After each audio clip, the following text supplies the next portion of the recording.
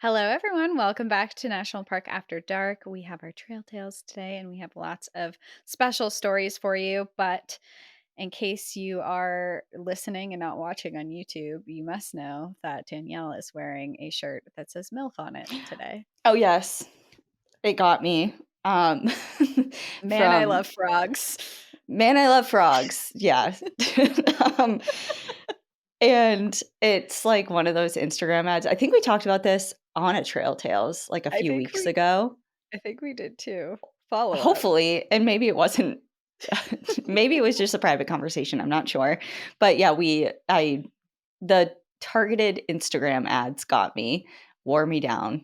This Welcome. thing was everywhere.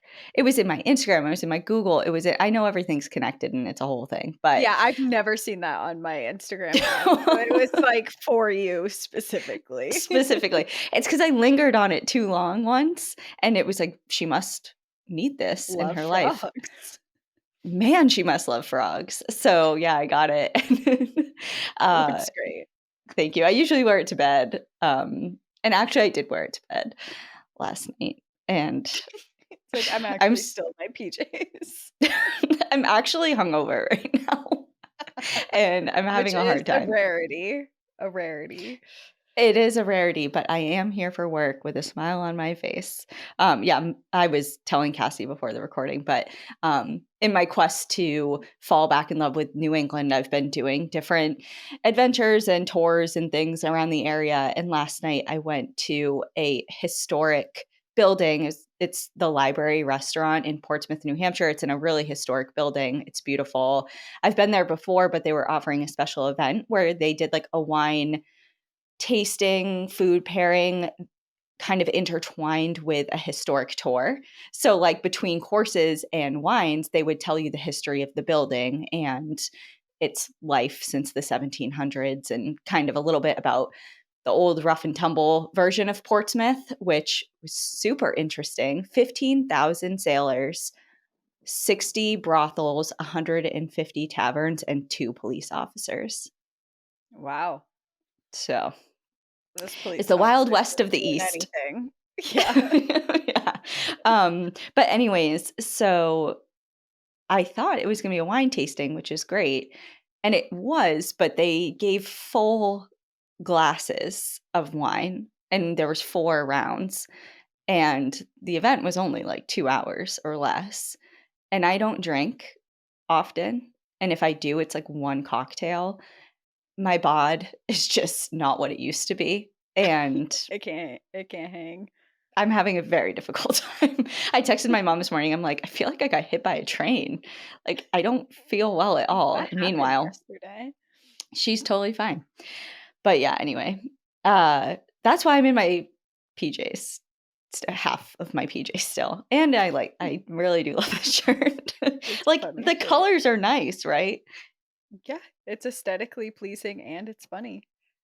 Yeah, I It love how has it it's like all. I understand why the Instagram got yeah. you. Yeah. Okay, yeah, so we have Trail Tales. Anyone that's tuning in for the first time ever, welcome. Trail Tales are episodes where we share listener stories that are submitted by our audience, and we each read 3 and do 2 bonus ones if you're a part of our subscription through Apple or Patreon. So, do you want to go first, or would you like me to go first? I would love to go first. Thank God. I need a moment. Perfect. Great. My first one is titled Spooky State Park Experience. Hello, Cassie and Danielle. My name is Derek, and I have a quick story about an experience I had camping in the Hiwassee o- o- Ocoee Scenic River State Park in East Tennessee. I very much apologize if I butchered that. I I just have never heard of this before. There's But no way that can be correct, so a group of friends and I got a group camping site in Gee Creek Campground in October of 2019 to enjoy the introduction of the cool fall months. When we arrived and set up camp in the late afternoon, one of my friends pulls out a bag of little chocolates containing a spore bearing fungal fruiting body of undisclosed species. We took a little and started a fire and let the evening set in. So, drugs, Y thank you for clarifying, yeah. in case anyone little chocolate containing drugs. MILF. Man, I love fungus. It really goes with everything. It does. I know. And we're just beginning.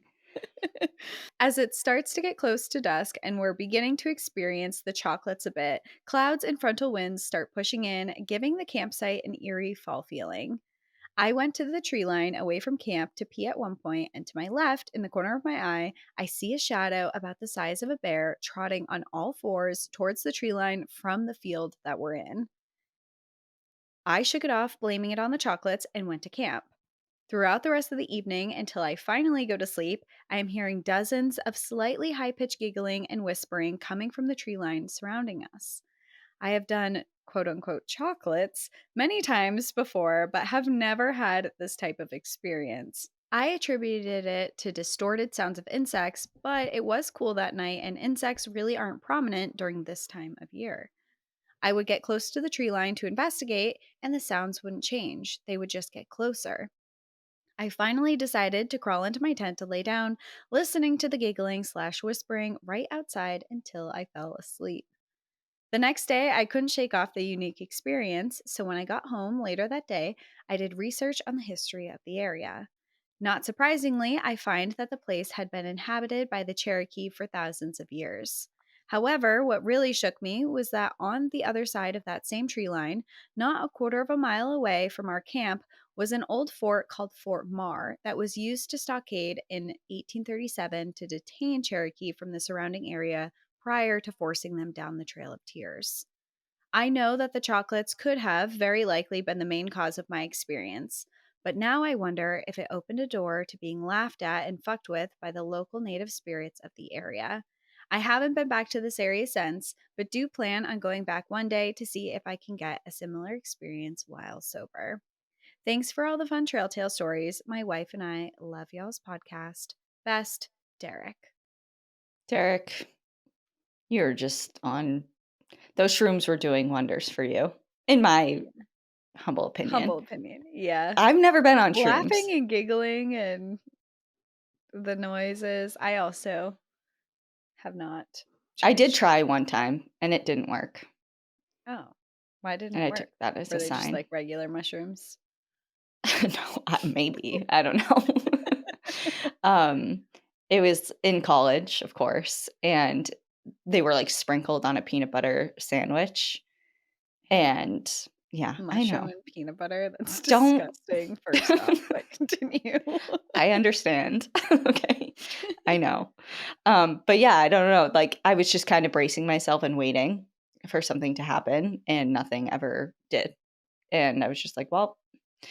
Someone just made you eat a That's it. mushroom peanut butter sandwich And laughed at me. It was and like, laughed yeah, at you. stupid freshman or whatever I was. Yeah, I don't know. It was a But I bowl of know Ella. enough. They're like, "That'll be $200. Thank you." Idiot. Stupid idiot. Yeah, but I have seen enough people on shrooms to realize and recognize that that's probably you just had a good trip in the woods, and that's fine.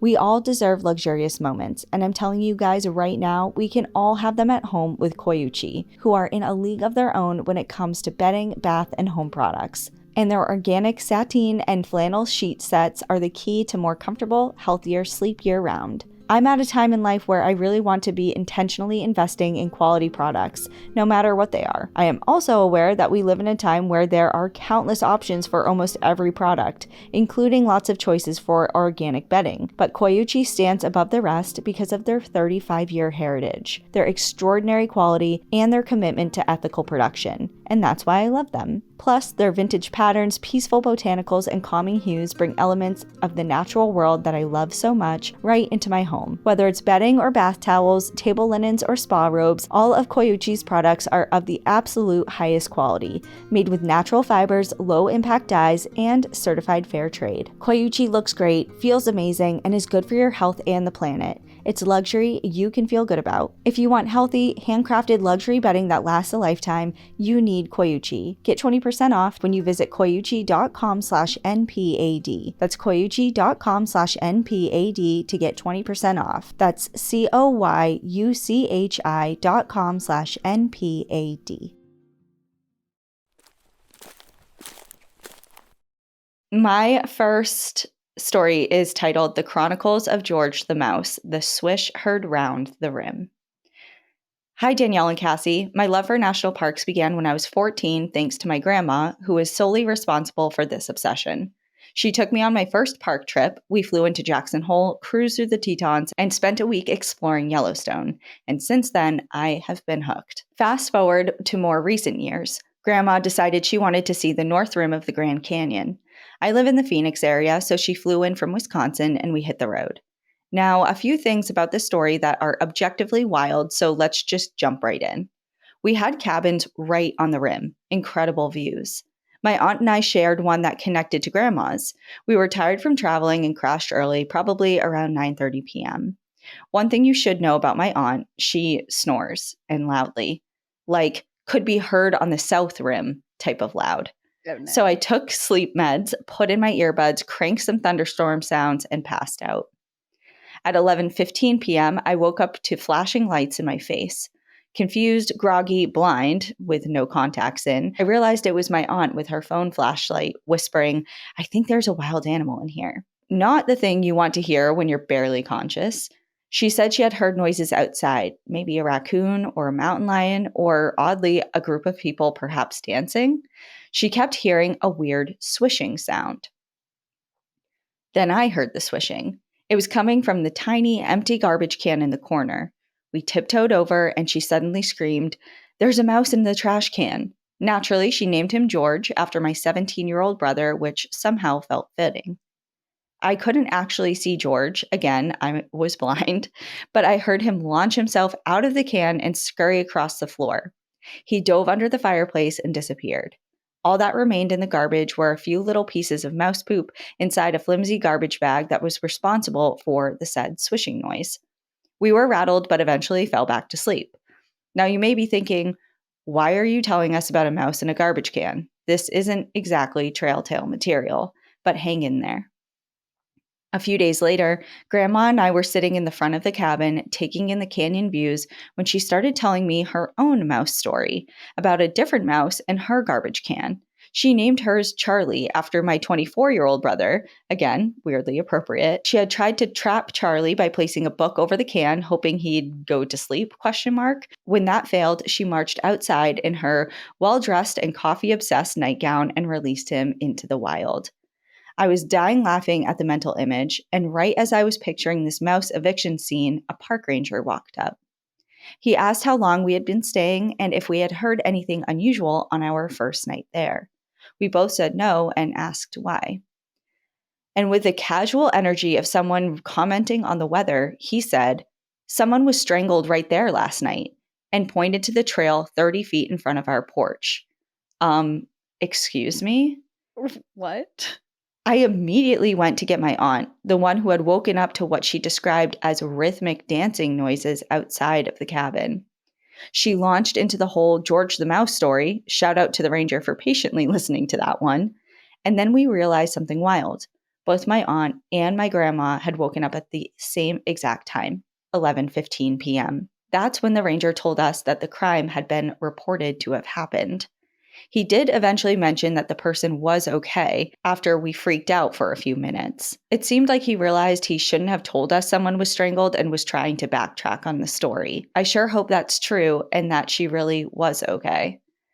It seems likely that whatever my aunt and grandma had heard, mysterious swishing, rhythmic dancing, mouse gymnastics, was somehow connected to that incident. And I, of course, heard none of it because I had medicated myself into a thunderstorm coma.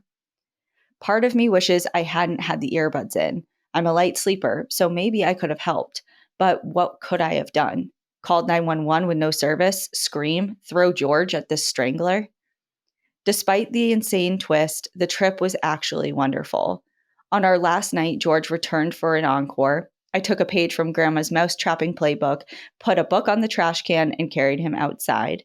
We even left a note for the next guest explaining the mouse catching technique. So I guess you're welcome, strangers. Sadly, about 3 weeks after our stay, the cabin and much of the North Rim was destroyed in a fire. It's surreal to think that the lodge where we ate dinner, the visitor center, the gift shop, and the very porch we sipped wine on are all gone now.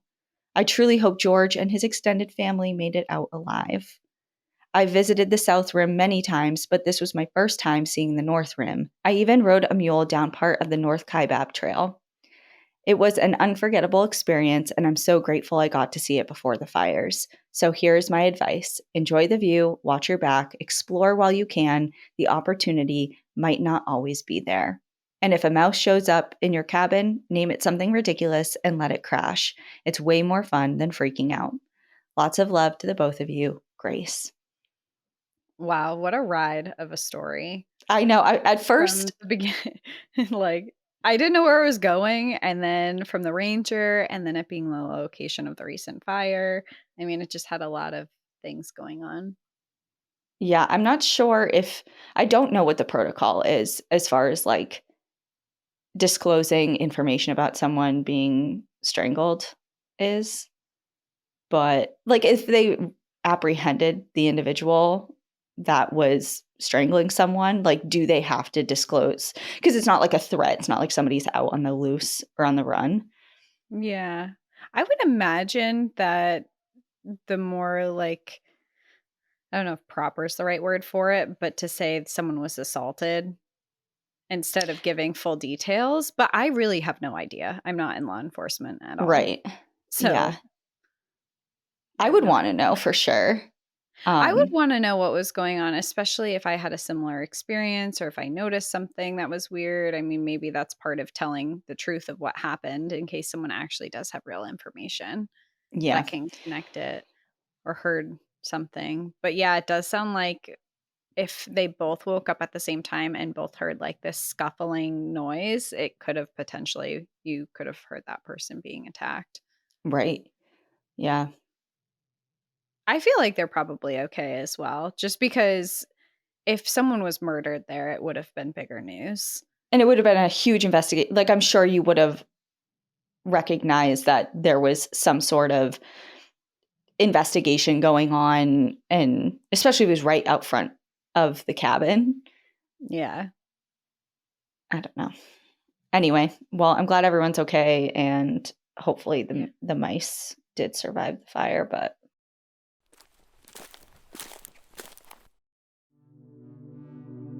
you're standing on the beach when you notice something strange. The horizon doesn't look right. At first, all you can see is a thin white line. Then, the line starts to rise. You realize it's not the horizon at all. It's a 30-foot tall wall of water, and it's racing straight towards you. What would you do? On the day after Christmas in 2004, a 9.1 magnitude earthquake hit off the coast of Indonesia, triggering a devastating tsunami. It struck Thailand without warning. No alarms, no cell phone alerts, no evacuation. In this season of Against the Odds, experience one of the deadliest natural disasters in history through the perspectives of those who did everything they could to survive. Follow Against the Odds on the Wondery app or wherever you get your podcasts. You can binge all episodes of Against the Odds, Tsunami in Thailand early and ad-free right now on Wondery Plus.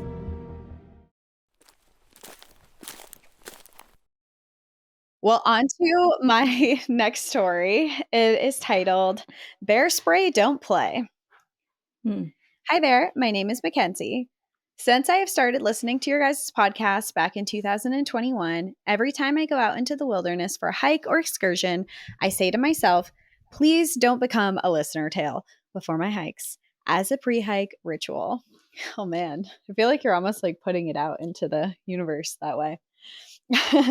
At the same rate, I think to myself, well, it may not be the worst thing to have a cool story to write in, though. Right? Wrong. My story begins the night before my hike. I was planning a trip to Minnesota's North Shore just for a quick weekend visit, as I live just 2 hours south of Duluth. Not sure when you're reading this, but I hope you enjoyed your time up there while you came up. We did. It was really fun. Oh yeah, in Duluth. I don't. We got to return to Duluth because We weren't in I think we Duluth very missed it. long. We It missed the was, like, raining and foggy, and we couldn't even see it. yeah, and every single person we talked to, not just the recommendations that listeners give, but even when we were physically there, like up in the Voyagers area, and we mentioned Duluth, and every single person has the same reaction. Oh my God, we love Duluth. Duluth is It's great. it's We're like, so we could amazing. barely see it. We went to the Starbucks and Then left. drove to Wisconsin, and then Yeah, then we we gotta do went a redo. for sure. I was checking things off my list for my upcoming hike: boots, socks, backpack, self defense items, and bear spray, of course, as we are in bear country in the Superior National Forest. We have black bear here, but that doesn't mean you won't run into wolves, big cats, and other predators that you may spook/may spook you on the trail. Anyways, I was sitting in my guest bedroom at my apartment collecting my gear, and when I got to my bear spray, I noticed the expiration date was coming up this year and thought to myself, I need to get another one of these before my upcoming trip to Voyagers National Park. I was reading the bottle out of curiosity to see what the protocol for the use of spray was, as I have never actually practiced using the spray. From the looks on the container, it appeared that there is a safety latch that you pull back and then you push a button to the top of the can, and this triggers the spray. Because I am curious and dumb, I wanted to pull back the safety to see if it was true that there would be a button there. It wasn't true. As I pulled back the safety, the can let out a solid spray on the white wall of my guest bedroom. Oh Fun no. fact: bear spray is brown, or at least the can I have is. It didn't take long for my throat and nose to get pierced with the gas, and coughing and sneezing ensued. Amongst watery eyes and a nose that started running like hell, I got up quickly and shut the door to the guest room, running out to the living room where my dear husband was sitting on the couch. I said to him wearily, Um, we have a slight issue. Knowing me and knowing there's always something I'm up to, he sprung into action and asked what happened. I told him I sat on the can of spray and it sprayed, as I was too embarrassed to tell him the truth of how the situation came about. My husband, bless his heart, didn't ask many questions, but I am pretty sure by the spray pattern on the wall, he figured it out pretty quickly that I was fibbing. He immediately started to clean the spray up, opening the window in the guest room and bringing a huge box fan from the guest room to into the guest room to air it out. He didn't last long before he needed to cover his mouth and nose with towels before making short trips into the guest room while holding his breath to get this cleaned up. Meanwhile, while he was being brave and tackling the spray, I was dying. Let me tell you, I was in the army, and having been in the gas chamber during basic training, that was nothing compared to the bear spray. I would have rather gone through the chamber again. I couldn't even stand within 5 feet of the guest room without the gas wafting out into the hall and piercing my nose and throat, causing the sneezes and runny nose to start all over again. When my husband was done cleaning, he asked me if we should put the towel he used to clean the spray in the washing machine. No. No. We are not keeping the thing, as I'm sure the spray would not leave the towel with a wash. But even if it did wash out, it would remind me of how silly this whole thing was, or is. I am typing to you as I sit comfortably on the couch, still recovering from the spray while sneezing every few minutes, preparing to leave for my hike in the morning. Hopefully, tomorrow, as I head out for my hike and say to myself, my pre hike ritual, I remember that bear spray is not a toy. And hopefully, we learn from this that if you're going to test bear spray, know that it is a real weapon, and please, for my sake, test it outside. With the wind, probably. I don't know. I'm no expert, clearly. And then they just end it. But that's all. Well, Uh, I've said this before, but we've had an incident. Me and Ian had an incident once with bear spray, and it was so awful. And it wasn't even a full spray. It's like it leaked somehow, and mm. it was like on the side pocket of our packs, Oh, yeah. and it leaked or something and got on something, and I didn't know, and I went to reach for it and it got on my hands, and then it got in his hand, and it was a mess, and it was awful, and I can't even imagine a full spray of it because I'll that was pretty always brutal. This isn't bear spray, it's mace, but I will always remember in college, my roommate Erin, who you know, and if you're Mhm. listening, I'm sorry I'm retelling the story, but she had just got pepper spray and she had it on her keys, and we were in college and we were walking, and she's like, "Yeah, I'm really excited. I have this pepper spray. Look, like let's see how far it shoots out." And she picks it up, holds it out in front of her and sprays it forward.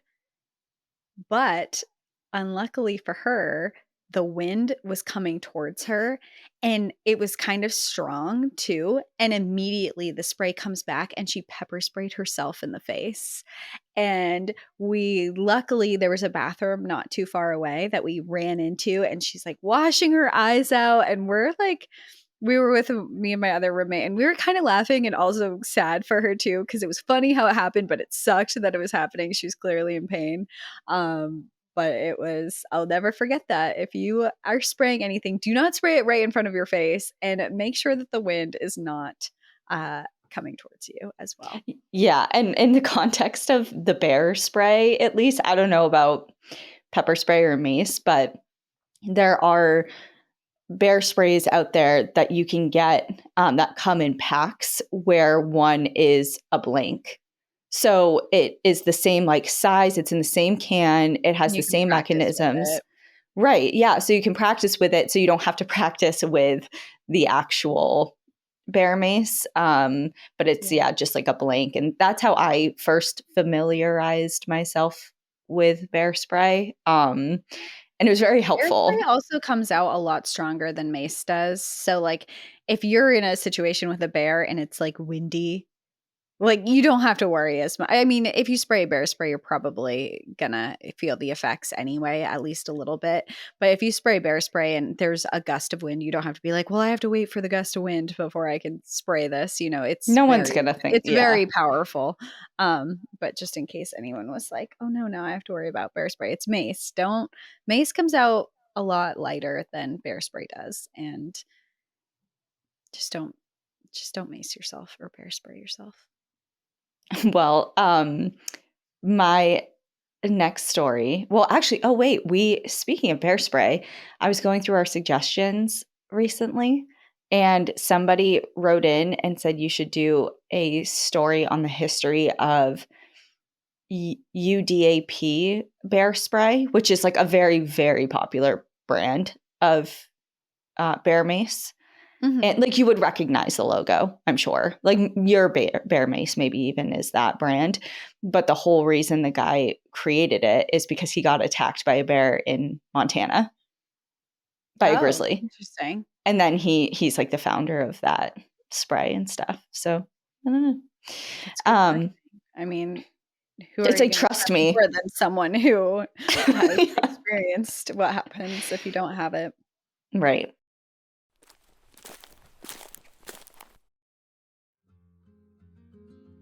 Over the last few years, I have been struggling to shut my brain off at night. Between different events we're playing and being inundated with social media content, it can be hard to unplug and unwind. But I have found relief and peace with Soul's out of office gummies. They help me relax, quiet my thoughts, and fall asleep naturally with just the right balance of CBD and THC to get me in the restful state I need to chill the F out. With wellness at the forefront, you can feel good about what you're putting in your body. All of Soul's products are made from organically farmed, USA grown hemp and are vegan, gluten-free, low in sugar, and federally legal. Soul is a wellness brand that believes feeling good should be fun and easy. Soul specializes in delicious, hemp-derived THC and CBD products designed to boost your mood and help you unwind. Their best-selling out-of-office gummies were designed to provide a mild, relaxing buzz, boost your mood, and enhance creativity and relaxation. And with 5 different strengths, you can tailor the dose to fit your vibe. From a gentle 1.5 milligram microdose, which I prefer, to their newest 15 milligram gummy for a more elevated experience. Like I said, I lean towards taking the 1.5 milligram at night, but if I need some help unwinding during the day, I reach for their out of office beverage. They are so good, they feel like a little treat and give me the chill out I need without pushing me over the edge so I can still get what I need done. Bring on the good vibes and treat yourself to Soul today. Right now, Soul is offering our audience 30% off of your entire order. Go to getsoul.com and use the code NPAD. That's getsoul.com, promo code NPAD for 30% off.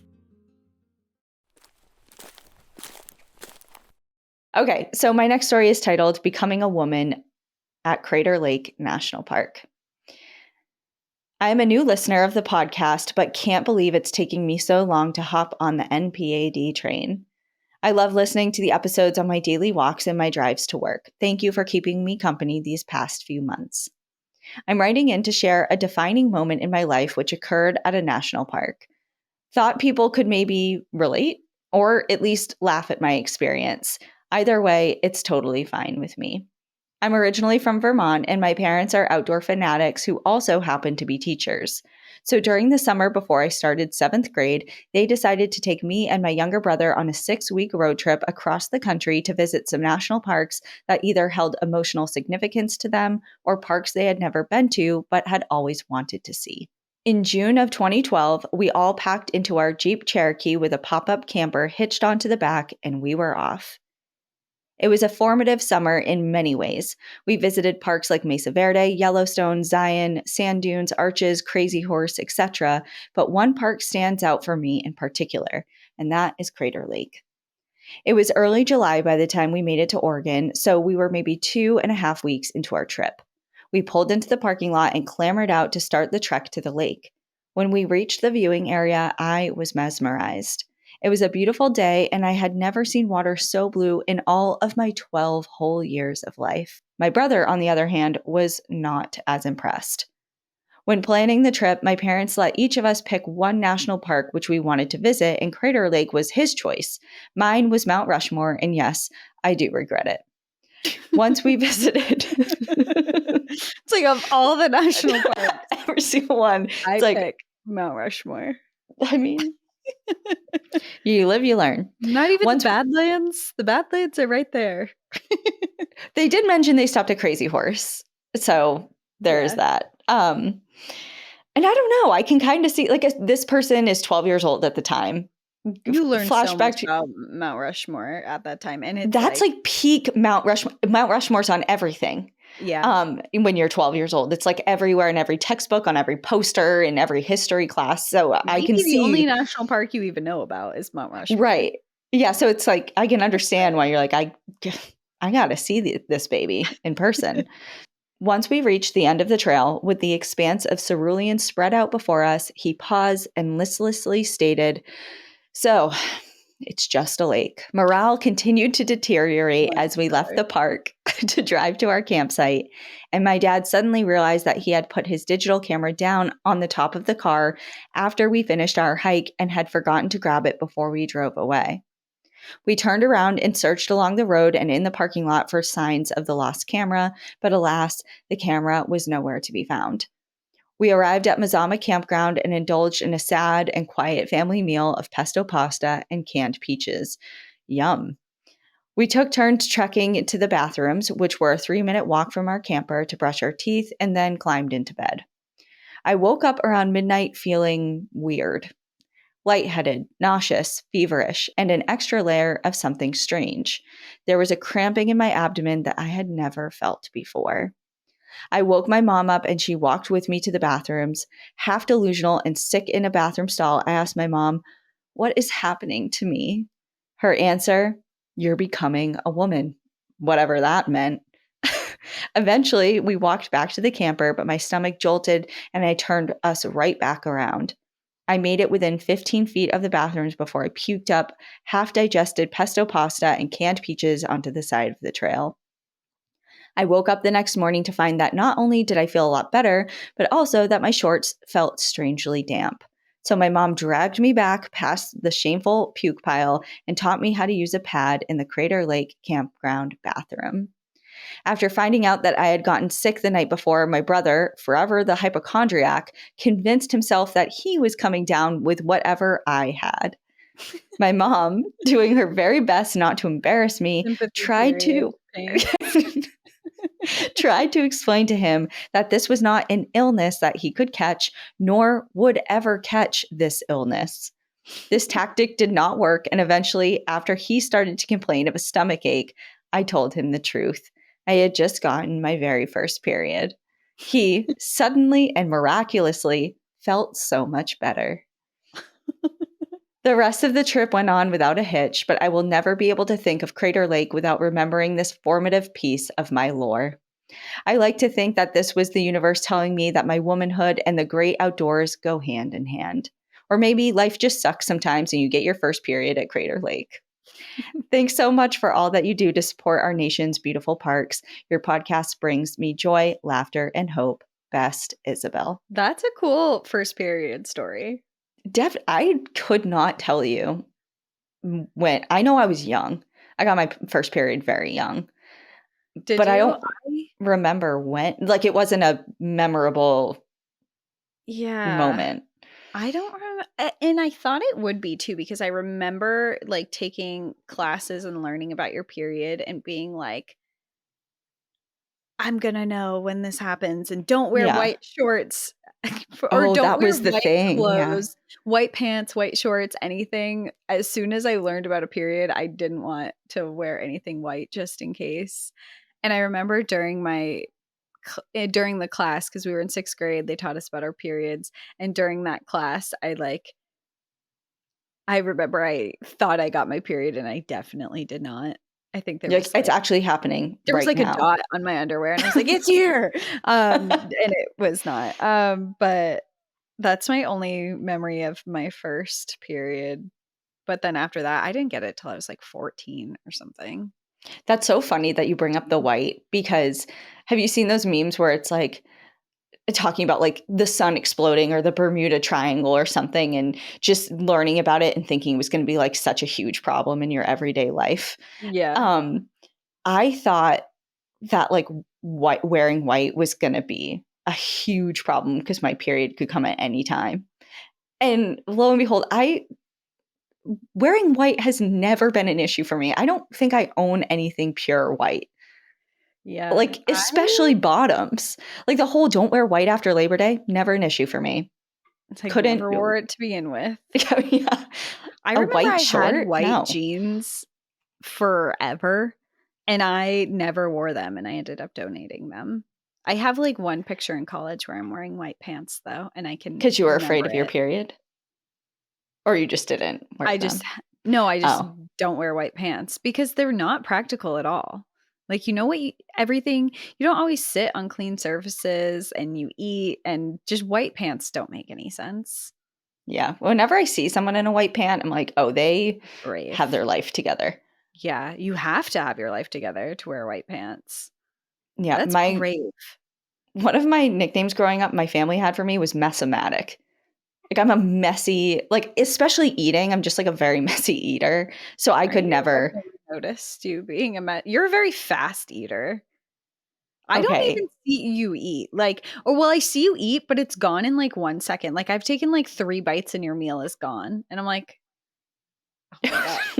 It it's so funny you say that because, a couple months ago and I know this about myself, I do know this, and I'm kind of trying to become more aware of it. It was never an issue, and it's usually not an issue because I'm by myself when I'm eating, so I don't need to Yeah, be cognizant of that, but and even when I'm with you, it's like, we're not, like, at a formal it doesn't sit down matter. thing. It doesn't Yeah. matter.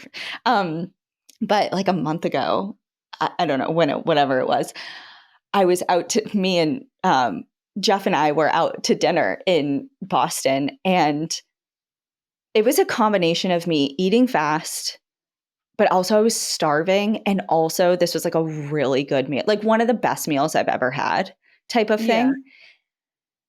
And it was like a ravioli, so they only gave me like 7 or 8 little raviolis. It wasn't a huge meal, but then he had like a Mhm. giant pizza to himself. So he said like one thing. By the time he even finished his sentence, I was literally done.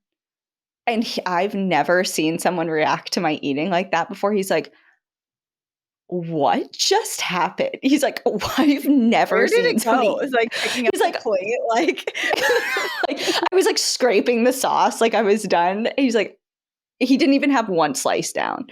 Like, it was just, I'm like, "I'm so sorry." And then it was weird because he was alone I eating. right, and I didn't know where to look. I'm like, I should have just taken this one ravioli at a time, like, and Yeah. then put down my fork." It's like the That's same thing with a life walking. mantra, one ravioli at a time. Truly. Same thing with walking, though. I have to be cognizant to walk slow Yeah, when I'm with people yeah, because you get otherwise quickly. I'm alone. Walking very far ahead of everybody. Oh, Lord. What were we talking about? Periods. I don't know what happened. Anyway, cool story about your period. It's like I mean, it is. I Okay. think that it's nature, you know? I would love to hear Human about people's nature. memorable, formative moments. It doesn't have to be your period because clearly I don't remember. I Maybe the remember first time you being shit taught, yourself in the woods. That has been a common don't, theme. no, we get enough. Do you know how many shit stories we get? You So don't even many. know We did because ask I for only them. We know. did I ask for asked for them. embarrassing stories and everyone just happens Which to. the embarrassing stories usually involve shit. I feel like we need to expand beyond that because yes, that's embarrassing, but The most um, embarrassing, arguably. I'm I'm honestly honored that people trust us with their shit stories because that is I feel like it's those are kind of delicate. sacred. Yeah. Yeah. Not We were everyone just exposes talking about those. we were just talking about that like a couple days ago. Yeah. People just shitting their pants feels like It feels should like be it's something usually that's rare. men, but I don't know if men are just more comfortable with telling the stories of them shitting their pants or if men truly shit their pants more than women. No, I think it's that. I think it's Yeah. both. But I don't know what's going on biologically, but I feel like they're just more prone to I don't know, whatever.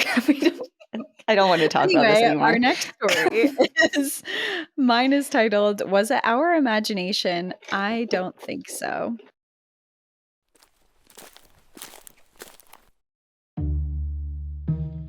I want to tell you guys about a podcast that I think is mandatory listening for any true crime fan. It's called Small Town Dicks. On Small Town Dicks, the hosts sit down with real detectives to hear the stories of the cases that stayed with them long after the investigation ended. Cases that shaped their careers and their lives. These aren't dramatizations or secondhand retellings. These are first-hand accounts from the people who were in the room, on the scene, and solving the case. The show is hosted by Emmy-winning actress Yardley Smith, yes, the voice of Lisa Simpson, alongside identical twin detectives Dan and Dave, and renowned cold case investigator Paul Holes, who developed the revolutionary DNA technology that helped catch the Golden State Killer. Over the last 16 seasons, Small Town Dicks has built a reputation for respectful, compelling storytelling and offers an extremely rare behind-the-scenes look at how investigations actually unfold, from the first lead to the final arrest and the emotional toll it takes on everyone involved. So if you're ready for a true crime podcast that trades sensationalism for substance, check out Small Town Dicks. You can find it wherever you get your podcasts or at smalltowndicks.com.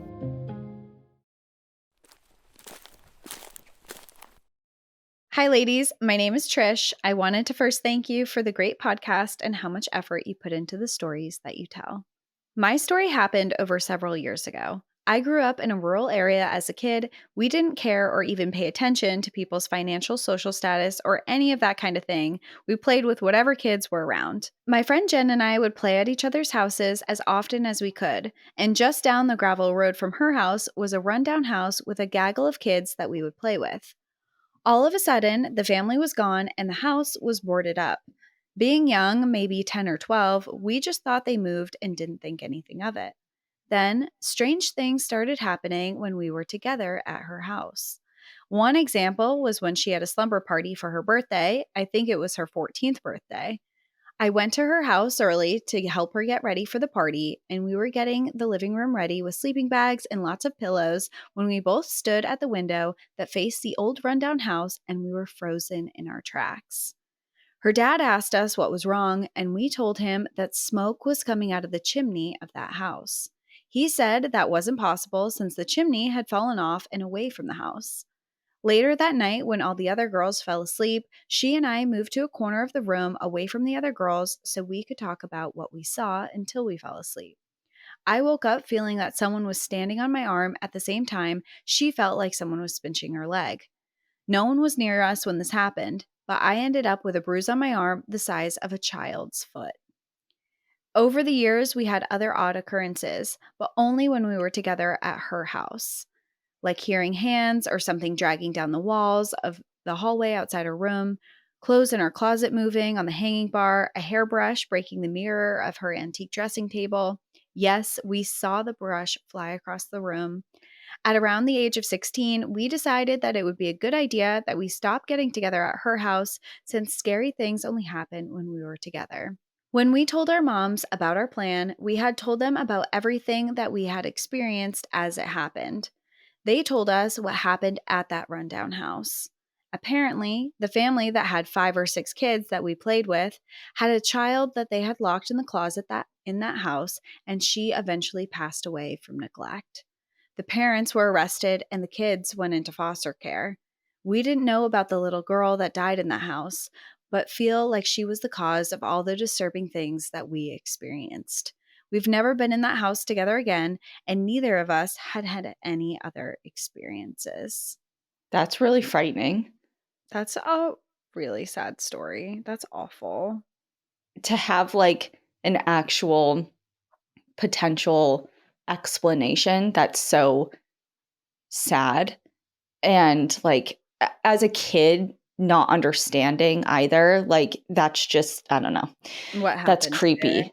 And the Yeah. fact that you were like there playing with the kids and like the whole neighborhood didn't know what was going on. And then oh, Yeah, that's so, I know. that always breaks my heart when you hear of kids that are neglected and abused. And those stories are really tough.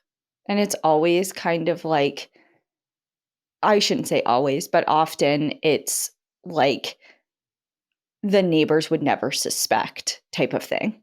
Like, I had Totally. no idea that this was happening, or I wouldn't have suspected those people to be the culprits of something so evil, you I know? think it's hard to comprehend that anyone is capable of that. I mean, there's no one that I've ever met that I've been like, they are capable of something like that. And collectively, we both know someone who was convicted of something similar. So, I mean, I Do have we? never, we do. Me?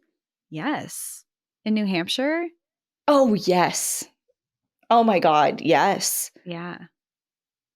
Oh my God, yeah.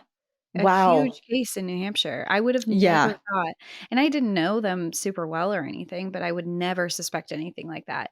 And I think that that's the thing is no one suspects that anyone is capable of such cruelty Yeah. until it's too late, which is really tough. And what Yeah. happens inside people's homes are often really secretive and people just don't know. So, uh, I stories like that always just make me really, really sad for the Well, kid. I will turn it around with my last story. Okay. And it's titled Nature's Toilet Never Gets Robbed. Hey, ladies, I love the pod and have been really inspired by you two to get out there more as a solo female traveler. So maybe that means you're responsible for what happened to my story? Just kidding. Oh, no. Anyways, I'm a graduate student in Colorado, but my research takes me to Southern Oregon a couple times a year. This past summer was my first field season, so I was doing my best to explore whenever I could on weekends and breaks. I visited the Redwoods, Crater Lake National Park, and Oregon Caves National Monument, and was having a great time hiking and seeing the sights on my own, all while listening to your podcast, of course. On my final weekend, I decided to make the 3-hour drive to Lava Beds National Monument. Now, one thing you should know about me: I hate peeing in the woods. Yes, I love hiking. Yes, I love nature, but I'm a shy peer, okay? So I had my morning coffee, hit the road, and 2 hours in, I was desperate. There had been literally nothing around for hundreds of miles except dense forest. So when I finally saw a gas station in the middle of nowhere, I took a hard right into the parking lot. When I entered the store, there was a man standing behind the cash register, so I abandoned all pretenses of buying something and immediately asked where their bathroom was. He stared at me and said, "How did you get in here?" Now, I've never been asked that question before, so I'm pretty sure I just gestured vaguely at the front door and said something like, through the door. Then he said, "I don't work here and they're not open." I immediately apologized and left. It wasn't until 10 minutes down the road that it hit me. That guy had totally been robbing the place. And somehow, through sheer confusion, his and mine, I just walked right back out. I can't stop thinking about whoever. I don't Sorry. work here, and this building is closed. I'm trying to commit a crime. Like, Can you please leave? It's not a great time. I can't stop thinking about whoever had to review that security footage. Just me confidently strolling into an active robbery, asking to use the bathroom, and then apologizing to the robber and leaving totally unfazed. So anyways, enjoy the view, but maybe just pee in the woods next time. I just envision this Spider-Man meme, and they're just like pointing finger guns at each other, not knowing what to do. Yeah. And I'd just love to being get confused. the robber's point of view. And totally not panicking, just being like, yeah, you got... I think if I was robbing it, I would have just gestured to the back. Like, it's a gas station, right? There's got to be a bathroom in the back. And just being I don't like, know. I think to I would not say cause, like, draw I think I would say attention. the same thing, like, I don't work here and it's not open, because I wouldn't want them to go to the bathroom and then come out and then, like, realize that no one's around. Okay, but by saying I don't work here and they're not open, then why are you here? I Like, that wouldn't I raises think questions for me. Yeah, but I think I would be similar to this person where I wouldn't really think about it. I would just be like, "Oh, okay." And then I'd leave because I wouldn't put two and two together until after I left. I don't think I would be like, "What are you doing here?" Like, I'm So not you that tell nosy. me what's Yeah, up so if with you tell you. me what you're doing, I think I would be the same thing. I'd be like, "Oh, this is awkward," and, like, kinda leave, like, "Sorry, I'm disturbing you in your home," or like, I don't know. What? Yeah. I'd be like, "Clearly you're supposed to be here, but I'm not." I don't Yeah. know. I would just love to get the robber's perspective of like, "Yeah, I was in the middle of robbing, I had a timeline, I was trying to get out, and then this girl just interrupted me. I thought I had to run, but then she just needed to use the bathroom, and we were both confused." I don't know. I would just love to get their perspective. All senses do kind of go out the window when you have to pee that bad.